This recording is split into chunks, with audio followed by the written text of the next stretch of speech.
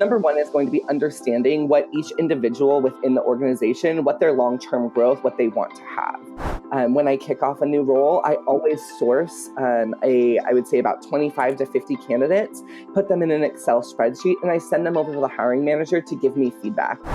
Rinse, lather, and repeated for any rec that is opened, right? From an entry-level role to a C-level executive, how do you create a best-in-class interview process that can be repeated over and over again? My role over on the talent side is to make sure that the role that we are hiring for is a match for not only what you want right now, but what you want in the long term.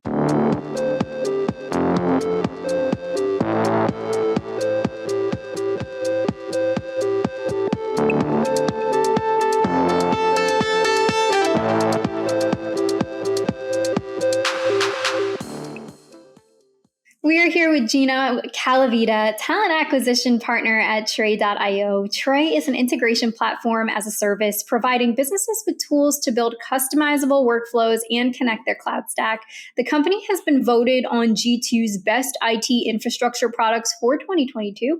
Gino is with us today to share about the company's culture and collaboration for candidates and internal teams. And I'm looking forward to having him on today. Gino, thanks so much for being with us. Yeah, thanks for having me here. I'm so excited as well. Just start by telling us more about Tray.io, your role, and the previous experiences that led you to the role. Yeah, 100%. So over here at Tray, I think you did a great job of summarizing what we do. I think just to add on to that is we do specifically cloud automation. And one of our missions and goals is to democratize the ability for non-technical folks to be able to automate their work processes. Ultimately, eliminate all that manual work that people get bogged down doing, spend more time doing your actual job that you're paid to do. I like to joke that Tray has helped me create a work-life balance here. I don't have to do that admin work at the end of the day, so my dog and I get to go on a walk at a decent hour. So he really likes that I work here. But that's Tray in a nutshell. I think a little bit about me. So as a talent acquisition partner over here at Tray, I specifically focus on hiring for our go-to-market teams. So sales, marketing, customer support, anything that touches that sales cycle. I have flexed a little bit, which I think we'll talk about later into the technical recruiting side, which has been a unique challenge and something that I've enjoyed, been really exciting for me. But before being here at Tray, I worked at two other recruiting agencies, both focused on working with SaaS tech startups. Most recently, worked at an SDR bootcamp, so promoting just diversifying technology and specifically SaaS sales technology through education and upward career mobility through education. And that's what brought me here to Tray. That way I could kind of flex my passion for diversity to help build a diverse organization here, and hopefully that stays long lasting. Now, Gino, I know this is a personal passion for you, so I'd like to dive right into it. You just mentioned it, but share with us your perspective on DEI and how the company approaches this topic in relation to recruitment and company culture.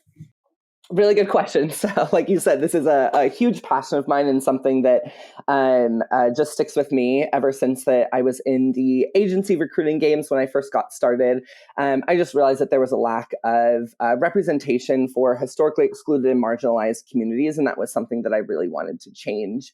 One of the biggest words that I hated that was used so much when I first started was, is a candidate polished? Are they a good culture fit?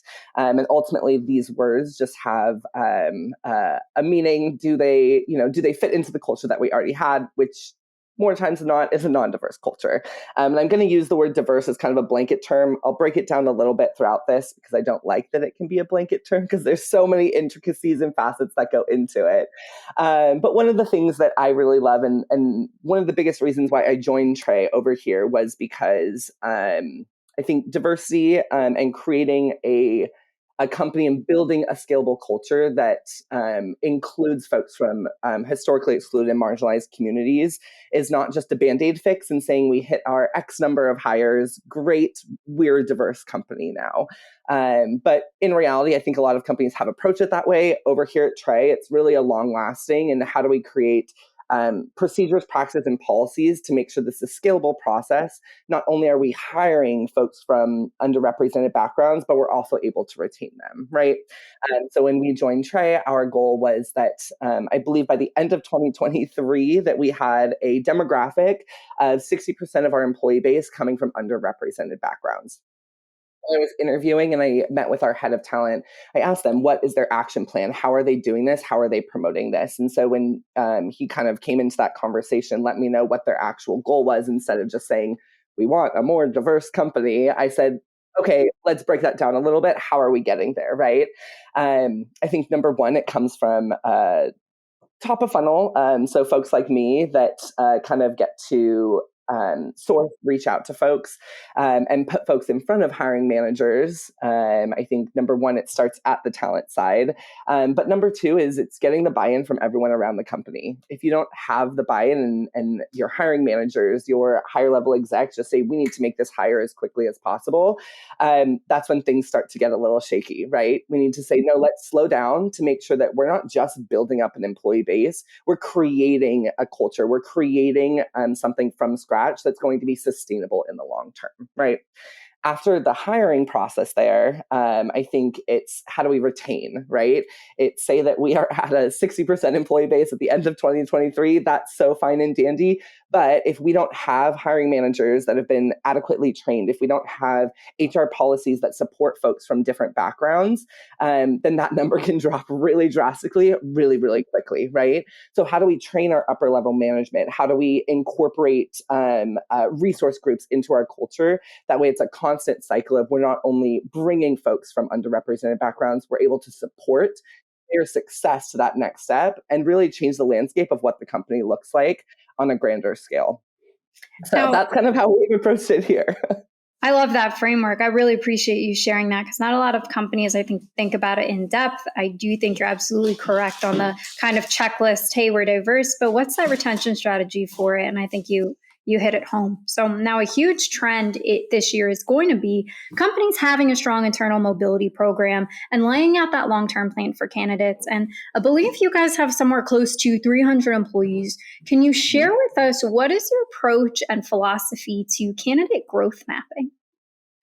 Yeah, really good question. I think, and one of the ways, because I get this question a lot in interviews, is what does growth look like for me? And I actually like to spin that question back and ask my candidates that. If you're interviewing with me, I'll let you know if you ask me what growth looks like, I'm going to ask you, what does your growth, what do you want that to look like?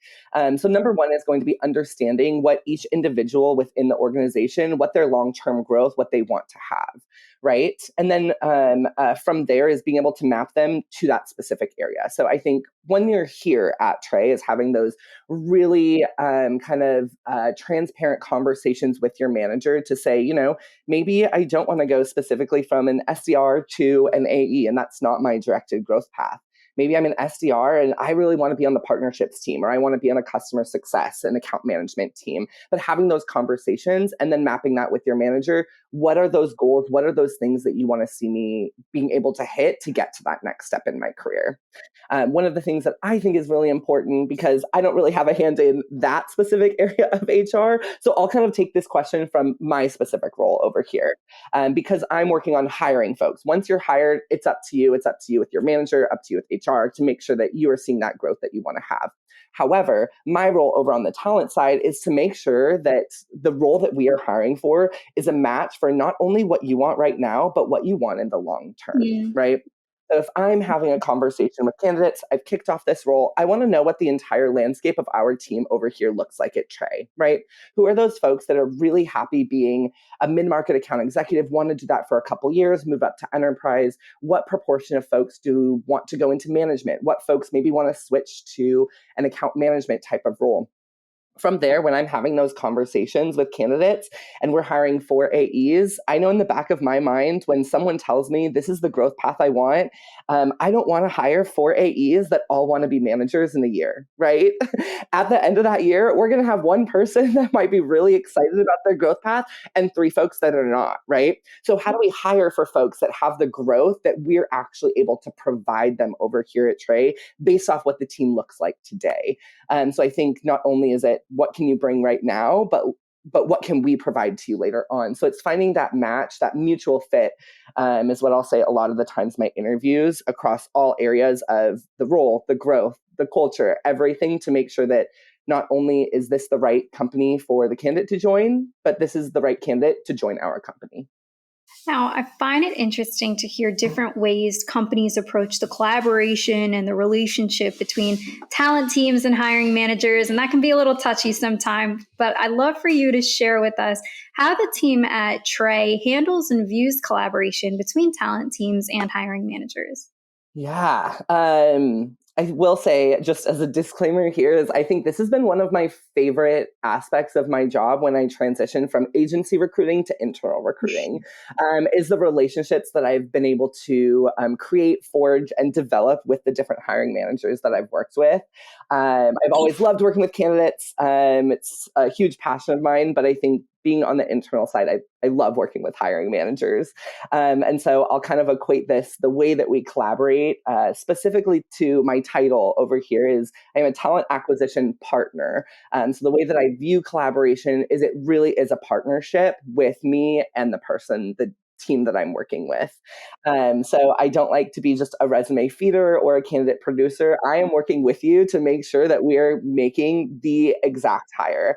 From the second that I kick off any specific role, I am asking for the hiring manager's help in this, right?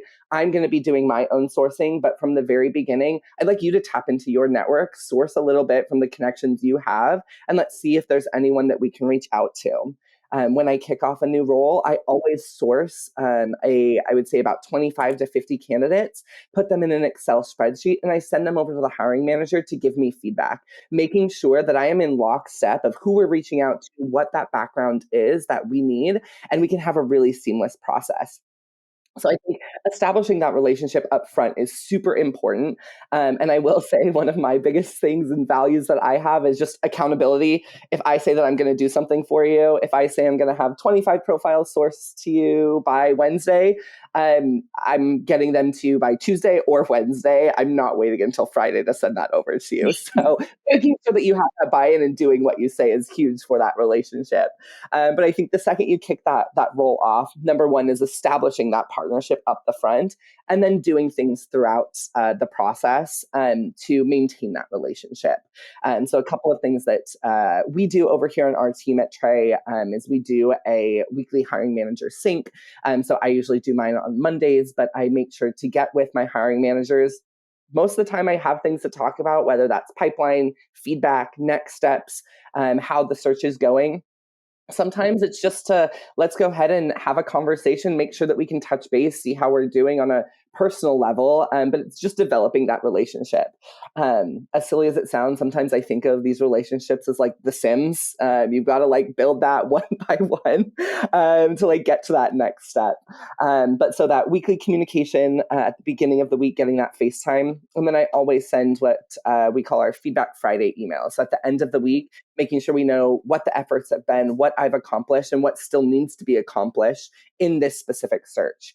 I like to think that I am an over communicator with my hiring managers. And even though I'm over communicating, I think it allows them to know at every step of this search, they know if we're in a good place, if we're in a rocky place, if we need to be doing more, if we need to be doing something differently. But I like to make sure that my hiring managers are never in the dark and have to come to me with questions. I want to preemptively answer those questions to them to really establish that relationship. And then from there is making sure that it's a long-lasting relationship, right? I sometimes right now I'm working on a marketing search. Once I finish that search, I probably won't be working with this hiring manager, but I want to make sure that I'm maintaining that relationship. So I put reminders for myself, hey, check in with XYZ person, see how everything's going, or check in with candidate that you hired. I think it's just important to maintain that relationship. That way, when I do work on a new role with that same hiring manager, we can pick up right where we left off. What happens in the process if a candidate and a hiring manager get connected without involvement from the talent acquisition team? Yeah, we're going to get that involvement right back. So the way that the interview process generally goes is candidates will speak with me, then they'll speak with the hiring manager. However, if a candidate reaches out or it's someone from a hiring manager's network, anything along those lines, there are times where they'll speak with the hiring manager first. Right? I ask the hiring manager, send them right back over to me. I'm going to have almost that exact same conversation that I would in any other interview process with that candidate that's already spoken with the hiring manager. I want to make sure that I can establish that relationship because they're going to be interacting with me a lot more in the interview process than they will the hiring manager. So I want to make sure that they view me as a trusted advisor, that they can chat with me about how they're feeling about the process. And that way we can, at the end of the process, hopefully when I'm able to extend an offer, it's a really seamless process. So we want to be able to establish that relationship. So that might sound a little silly, but if you meet with the hiring manager, you're coming right back and we're going to follow my process all over again from the start. Now, this will be an interesting year to see what types of adaptations companies are making in an attempt to be proactive to some of the unknowns facing the labor market. So, share with us how the team at Trey is adapting their TA strategy for the upcoming year and what are some of the successes and the challenges in this? Yeah. I think I'm going to say that this is an ever growing process. So by no means would I say I'm an expert in this one, but I can talk a little bit about what we've done. I think one of the things that I alluded to at the beginning is talent teams need to become really nimble and develop an outstanding process that can be rinse, lather, and repeated for any rec that is opened, right? From an entry level role to a C-level executive, how do you create a best in class interview process that can be repeated over and over again, right? I said that my specialty and what I've worked on my entire career has been go to market roles, working with sales professionals or folks that touch that sales cycle. But over the past couple months, a lot of our hiring has been shifting to the R&D side. So this is something that I think Trey has done a really good job of in economic downturns. We saw this back in 2020. We saw this again this year is when the economy is not so great.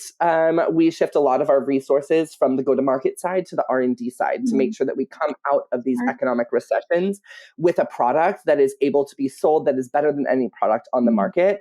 And then we can amp up our sales recruiting side. So what does that mean for me as a talent professional? If I'm focused on sales recruiting, but we're not hiring salespeople, I've had to learn a little bit of a new skill, right? I've taken my interview process or my recruiting process that I've adapted to sales folks, and I've had to create that, tweak that, or move that a little bit to fit working on the R&D side, working with software engineers, cybersecurity engineers, and those more technical personas, right? Not a area of recruiting I thought that I would be in, but it's something that I really love and I really enjoy right now. So I'm being able to learn that new skill. So as hiring shifts, how do we change our priorities as well? Last question for you, Gino. At Solvable, we are all about what drives purpose and meaning for people at work. So I'd love to know what drives purpose and meaning for you at Trey. Yeah, good question. So I think number one, and we talked about this, is I have a direct hand in diversifying I'd say on a macro level, the tech landscape, on a smaller level, Trey as a company, right? I get to promote a lot of our DI initiatives, sometimes without folks even knowing that I'm doing it, right? I get to keep diversity top of mind for all of our hiring managers, all of our teams. Just by recruiting the folks that I do, by spending different hours of the day or time blocks of the day recruiting for specifically folks from historically excluded marginalized communities, from diverse backgrounds. So I think having a team around me that supports me in those initiatives and being able to do that is something that I is just amazing to me and something that really drives that purpose. I will say number two for me and something really important to me is just growth. So I've worked at Trey for about a year and a half. And in that year and a half, I think I've grown more than I have in my entire career. If you told me at the beginning when I started at Trey that I could tell you what a API-driven low-code platform that does embedded and native integrations, I would have said you're out of your mind. those words are going right over my head. But since then, not only have I been able to, like I said, recruit for new roles, I've been able to take an API and web services course in 2023. I'm looking forward to taking an entry-level coding course to learn some of the basics behind our platform. So that growth to me is super important. And I'm blessed to say that I've gotten to experience a ton of growth since being at Trey. Gino, thank you so much for being on with us today. And thank you all for listening to Architects of Contemporary Hiring. Yeah, thanks for having me, Lisa. This was so fun.